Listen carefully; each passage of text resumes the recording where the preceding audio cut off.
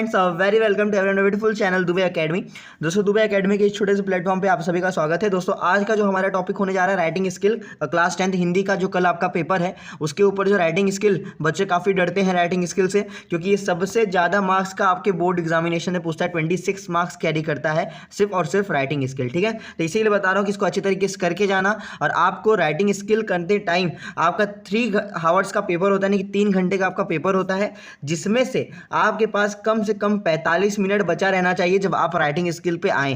दोस्तों, बहुत लोग टाइम मैनेजमेंट देते हैं, बहुत सारी चीज़ें बता देते हैं, लेकिन मैं आपको सिर्फ इतना बोलूँगा कि आपको इतना समय सिर्फ आपको लास्ट के 45 मिनट आप बचा के रखिएगा अपने राइटिंग स्किल के लिए। बस इतना, इस हिसाब से आपको बाकी सारे पेपर लिखने हैं और ये 45 मिनट आपके लिए सिर्फ राइटिंग स्किल होना चाहिए। ठीक है, और फिर इसी में आपको पेपर रीचेक भी करना है। ठीक है, तो इसीलिए बता रहा हूँ कि आपको ये 45 मिनट्स आपके पास लास्ट में रहने चाहिए। तो आपको जिस हिसाब से आप पेपर लिखिए, लेकिन आपके पास लास्ट में कम से कम 45 से 50 मिनट आपके पास रहना चाहिए। ठीक है, आगे बात की जाए रचना विभाग के, तो ये उपयोजित लेखन है और जितना मार्क्स रहता है उतना ही काम करना है। हर बार मैं बता रहा हूँ कि हिंदी के पेपर में आप लोग बहुत ज़्यादा लिखने लग जाते हैं, क्योंकि आपको क्वेश्चंस आते हैं, आप हिंदी के सेंटेंस बना सकते हैं, इसलिए आप बहुत ज़्यादा लिखते चले जाते हैं। इस वजह से बोल रहा हूँ कि जितना मार्क्स है उतना ही काम है, ताकि आपके सारे के सारे क्वेश्चन अटेम्प्ट हो जाएं। आगे बात की जाए, सबसे पहला जो राइटिंग स्किल आप लोग के लिए आता है दोस्तों, वो होता है पत्र लेखन। पत्र लेखन आपके एग्जामिनेशन में 5 मार्क्स के लिए पूछता है। पत्र लेखन की बात की जाए दोस्तों, तो ये 2 टाइप के होते हैं, एक तो होता है औपचारिक और दूसरा होता है अनौपचारिक।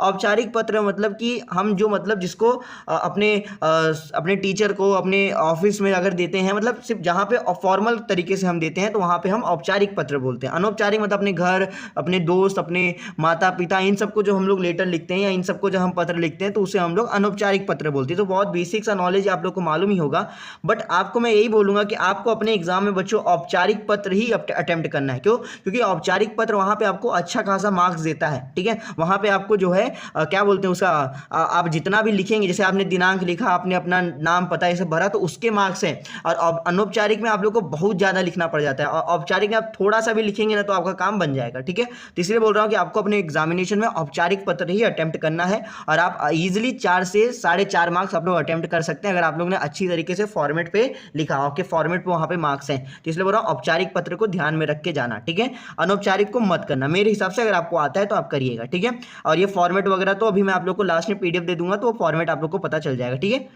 आगे भी बात की जाए दोस्तों, जो आपका दूसरा चीज आता है राइटिंग स्किल में, वो होता है आपका गद्य आकलन। गद्य आकलन मतलब मुफ्त का मार्क्स। ठीक है, गद्य आकलन का बेसिकली मतलब ही यही होता है कि आपको बोर्ड एग्जामिनेशन बोल रहा है कि मैं तेरे को 4 मार्क्स मुफ्त में दे रहा हूँ। किसमें दे रहा हूँ? मुफ्त में। ठीक है, तो इसी के लिए हमको इस मुफ्त के मार्क्स को अच्छे तरीके से स्कोर करना है। ठीक है, तो आपको अच्छे तरीके से जो पैराग्राफ दिया रहता है ना, उसको पढ़ के और वहां पे आपको 4 क्वेश्चन बनाने रहते हैं। बेसिकली गद्य आकलन मतलब क्या होता है कि आपको एक पैराग्राफ देगा और उसमें से आपको 4 क्वेश्चन ढूंढ के बनाने रहते हैं। तो आपको वो 4 क्वेश्चन अच्छे तरीके से ढूंढना है। तो इसलिए बोल रहा हूँ कम से कम 2 मिनट में 2 मिनट देना, वो पैराग्राफ आप अच्छे तरीके से पढ़ लेना, और फिर उसमें आपको जो क्वेश्चन समझ में आ रहे हैं कि भाई ये चीज ऐसा हो सकता है, इस पर एक क्वेश्चन तैयार हो, छोटा सा क्वेश्चन जिसका उत्तर एक वाक्य में हो, वैसा एक क्वेश्चन बना के तैयार कर देना। ठीक है, आप कर सकते हैं दोस्तों, और ये बहुत ही चिंदी सा टॉपिक है और गद्य आकलन आपका डन हो जाएगा।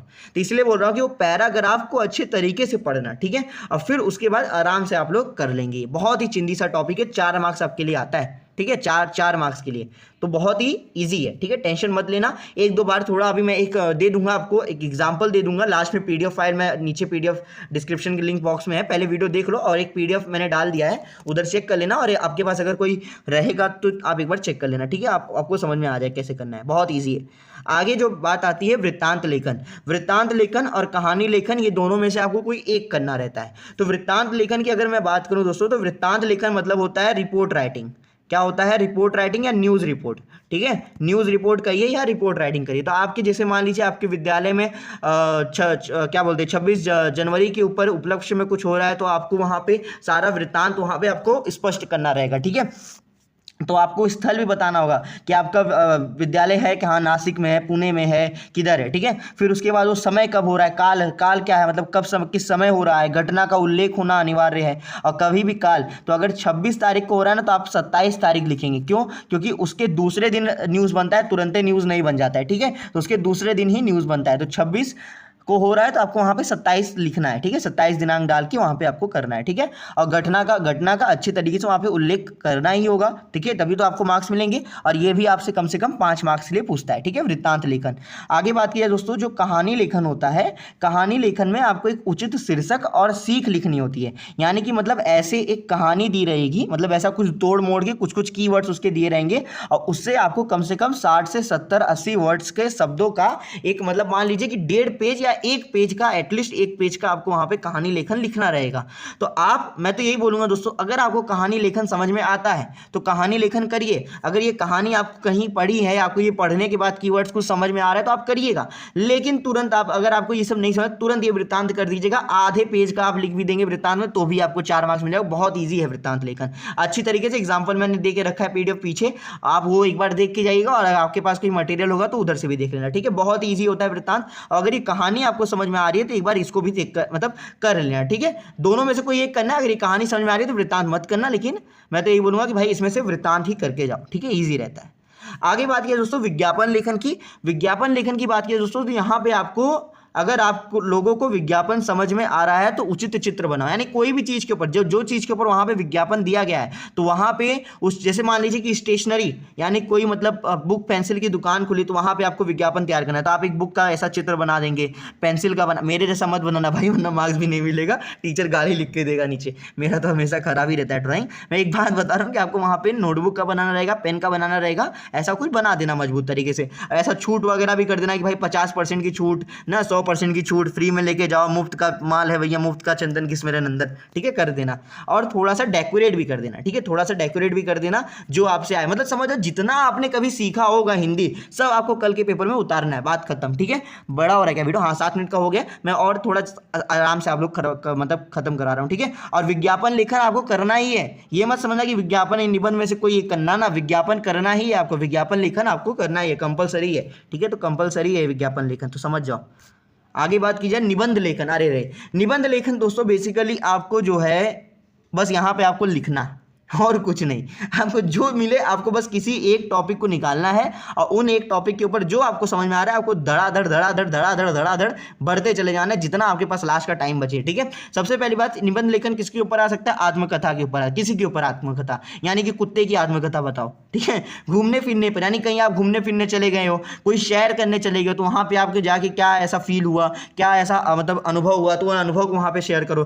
त्यौहार के ऊपर आ सकता है दोस्तों, देखो जैसे अभी होली जा रही है, मतलब आ रही है सॉरी, तो अभी होली आएगी तो होली के ऊपर हो सकता है क्वेश्चन बन जाए, ठीक है। देश के ऊपर, यानी कि देखो पुलवामा का अटैक गया है, अभी पुलवामा अटैक 14 फरवरी को ब्लैक डे था हमारे लिए, हमारे शहीद चले गए थे उस दिन, मतलब हमारे देश के जवान शहीद हो गए थे, तो उनके ऊपर वहां पे हो सकता है देश के ऊपर पुलवामा अटैक के ऊपर आ जाए, ठीक है। होली के ऊपर आ सकता है, ठीक है। तो यहाँ पे आपको निबंध लेखन इस प्रकार से ही करना है, ठीक है। निबंध लेखन आपको बस एक बार देख लेना और आप आराम से निबंध लेखन कर लेंगे। त्यौहार के ऊपर आ ही सकता है, घूमने फिरने, आत्मकथा कभी ना कभी हर बार पूछता है, ठीक है। तो बहुत ही छोटा वीडियो हुआ 9 मिनट का, थोड़ा सा अगर मैं मानूं तो लंबा हो गया था, लेकिन मैं सोचा चलो कोई बात नहीं, आपको अच्छी तरीके से मैंने आई होप सो एक्सप्लेन किया होगा कि आपको अच्छी तरीके से सब चीज़ें करनी है, ठीक है। यहाँ पे बच्चों मैं थोड़ा सा आप लोग के लिए जो है सब चीज़ें ला दिया हूँ, एक एक एग्जाम्पल। तो यहाँ पे आपको औपचारिक पत्र का भी एग्जाम्पल दिया हूँ, यहाँ पे दोस्तों आप लोग के लिए एक अनौपचारिक पत्र का भी यहाँ पे एग्जाम्पल है, ठीक है। बहुत बहुत बधाई हो, यहाँ पे एक अनौपचारिक पत्र का भी एग्जाम्पल है, ठीक है, मित्र के ऊपर है।